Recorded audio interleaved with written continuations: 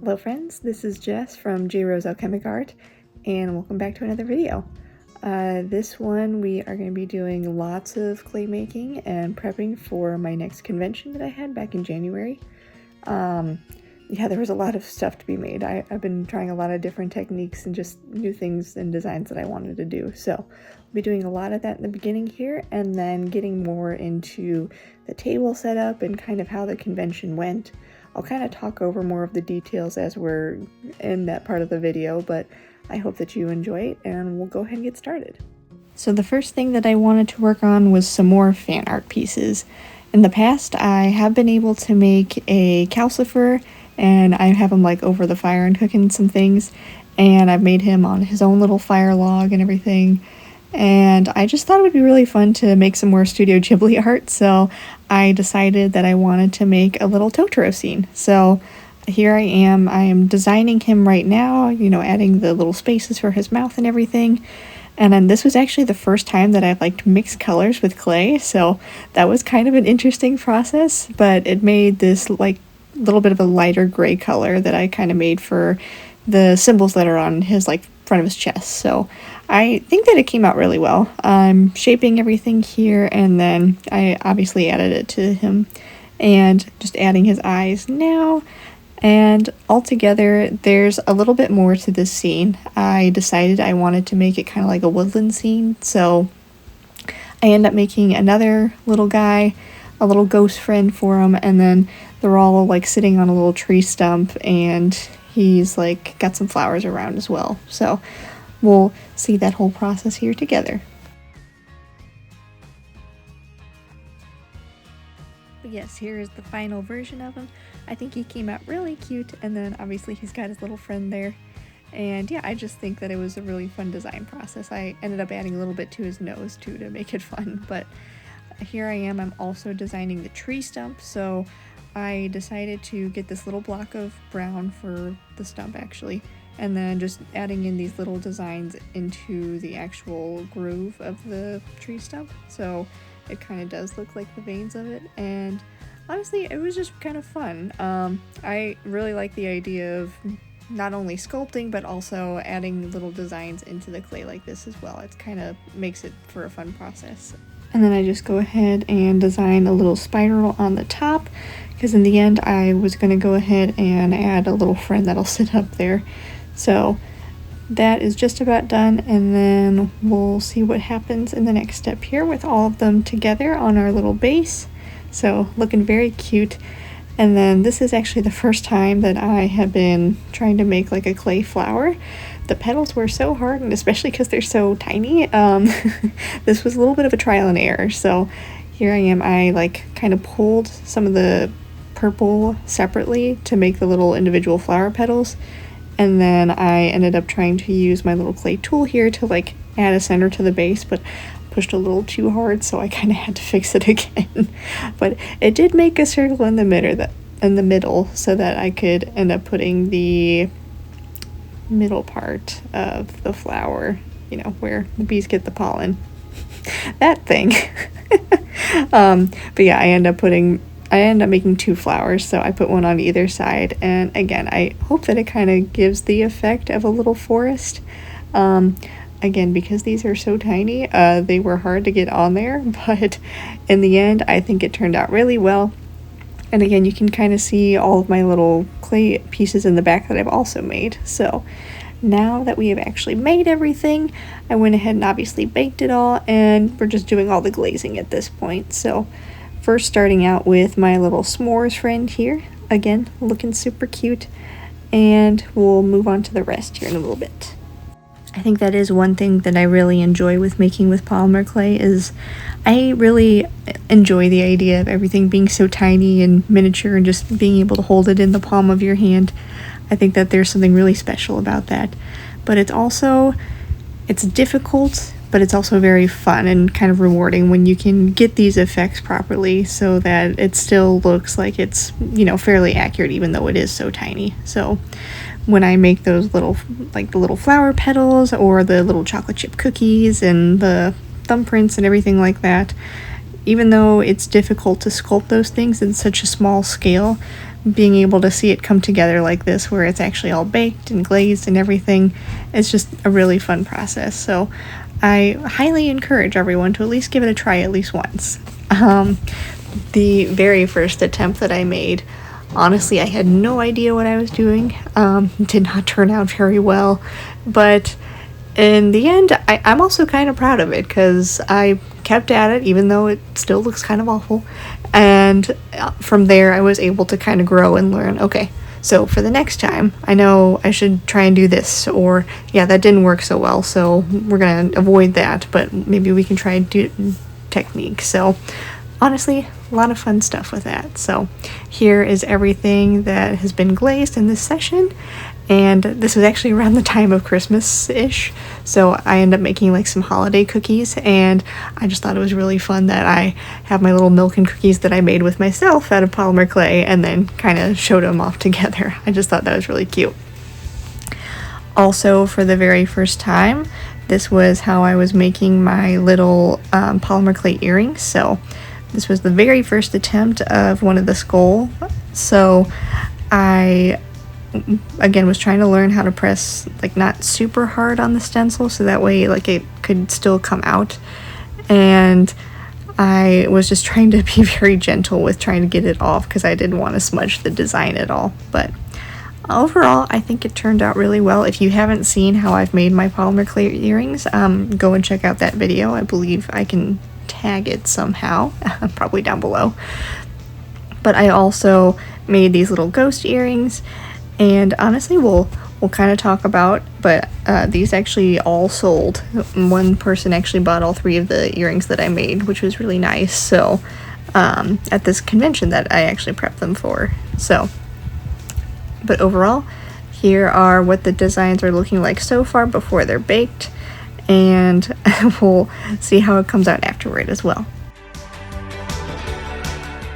The other reason that I was using that skull stencil was because I wanted to create like a little clay graveyard. So I ended up designing this little gravestone here, and again, I'm adding little details into the actual grave marker. So I made like some little floral designs with some leaves coming off of it, and then my idea was that I wanted to put a little skull like right at the top in the middle, and I think I'll be adding it here in just a second. So again, just trying to make sure to get it centered, but also not like too low that it's covering everything else. So the other fun part about it, I had actually sketched this out earlier because I thought that this would be really fun, but I wanted to add in like, here lies my anxiety, because honestly, just living life lately with between work and trying to help and be present in every aspect of my life with friends and family and everything else can be difficult, and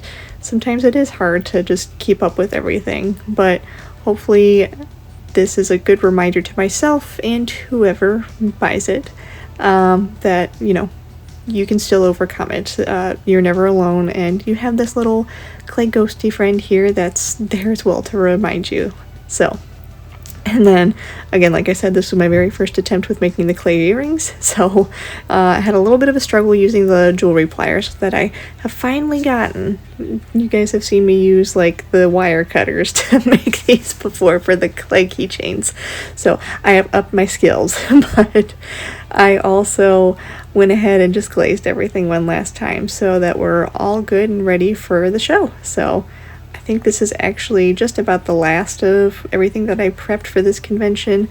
I did end up making some new sticker designs, so I just wanted to at least get a lot of my clay work done beforehand, so that way we were all good to go before.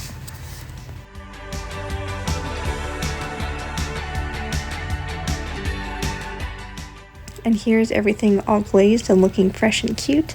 And I also wanted to include some of the sketching process for some new stickers that I made for Persona games, so I'm very excited about these. Yeah, one thing I have noticed as I've been working as an artist for, you know, the last few years, I have really settled into a particular style. I really love to draw my little ghosts and those fun fantasy characters and settings, and honestly, that's just what brings me joy. So I will continue probably building on that as an artist. However, I have noticed that I've definitely taken more to clay making and crafting.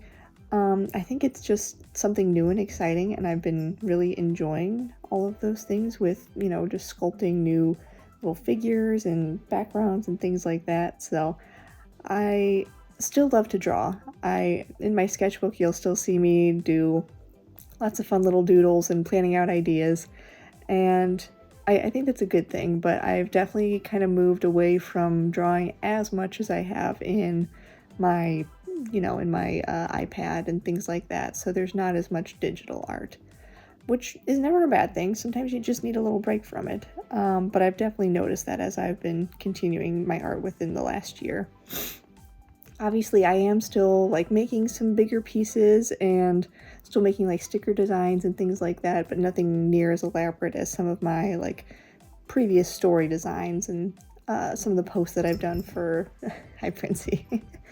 Yeah, some of the story designs from my latest pieces back probably in March and October.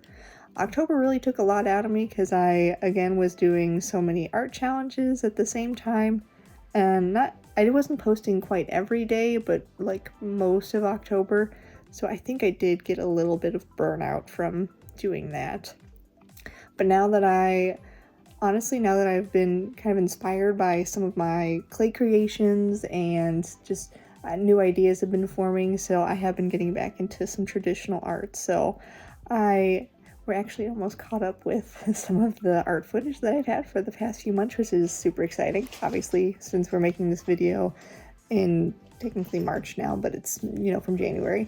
We're doing pretty good, so I'm hoping with more videos that I will be, making some that have like newer digital pieces that I'm creating and more in real time stuff. So I hope that you look forward to that.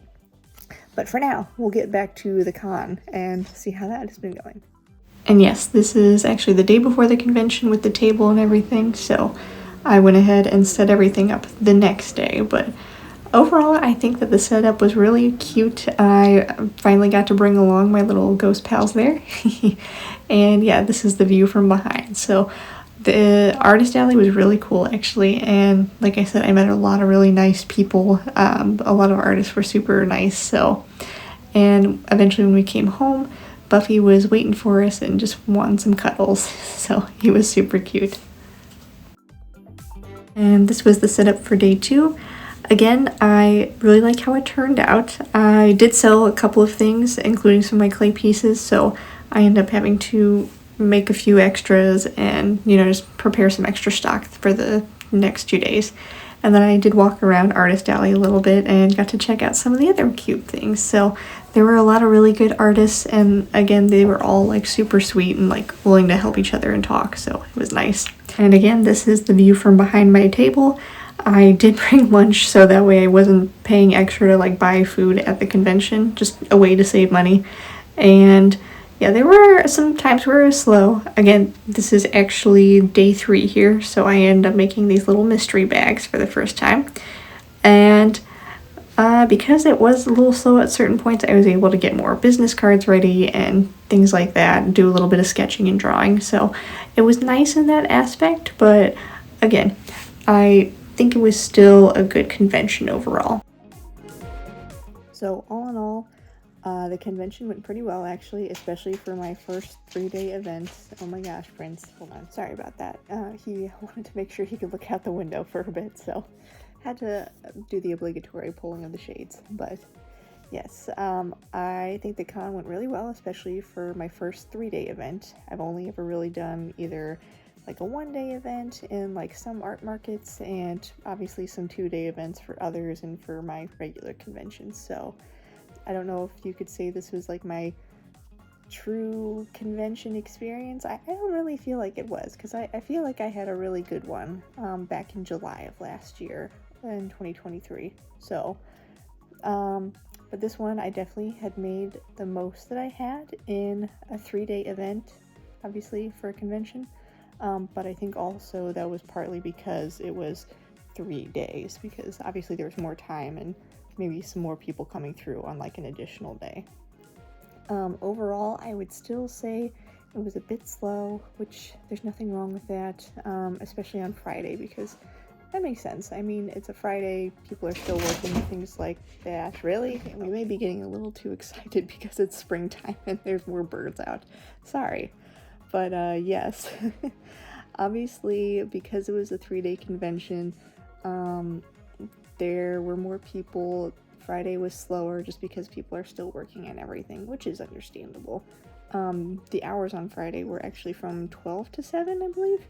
And then Saturday was 10 to 7, and then Sunday was 10 to 5. So long hours. I still made some decent money, but I don't know that I would necessarily go back. It's kind of a toss-up. The people there were absolutely lovely, though. I met a lot of fun artist friends and actually was able to join like a Artist Alley Discord, which is super fun. And yeah, honestly, the people were super sweet, and all the people that stopped by my table were really nice too. I didn't have like any bad interactions, so overall, very good vibes and just a great time. But yeah, hard to say if I will do another one of those next year. I'll probably think on it and see like if maybe some of those art friends that I made, if they will maybe go back next year, then I might consider it. But overall, I think it was still a good time. It was overall a good experience, so I really don't have anything bad to say.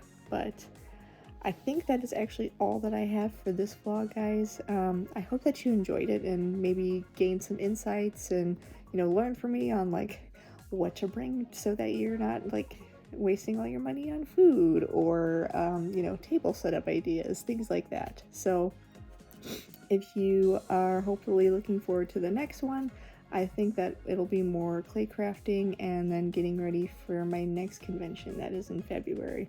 But that is all for today. I hope that you all enjoyed and that you have a wonderful day.